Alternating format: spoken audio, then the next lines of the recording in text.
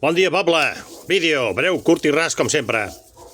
Diuen que la comunitat autònoma de Catalunya, perquè és comunitat autònoma, no és res més, una puta merda, comunitat autònoma catalana. Bé, diu que tenim 10-12 impostos propis. Resulta que els impostos propis els posen els polítics catalans, els polítics de Catalunya.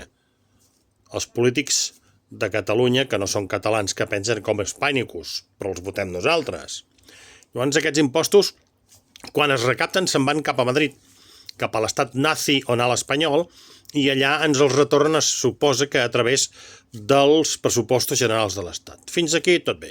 Passa que quan veiem que la mitjana del retorn dels diners que ha d'invertir l'estat espanyol a Catalunya és d'un 40% anual del 2024 en enrere, doncs veiem que aquests impostos voluntaris catalans els recapta Catalunya per Madrid i no ens retornen.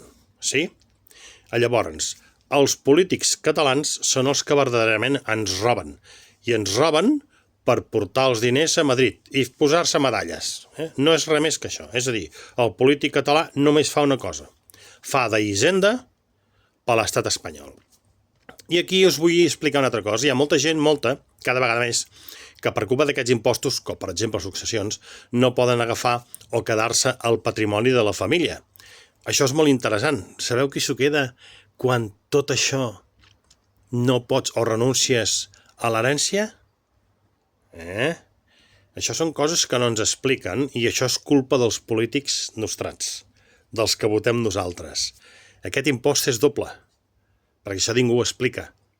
Hi ha moltes famílies que no poden optar a quedar-se la deixa per no tenir diners per pagar els impostos. Sí, posats pels catalans, Qui ens roba?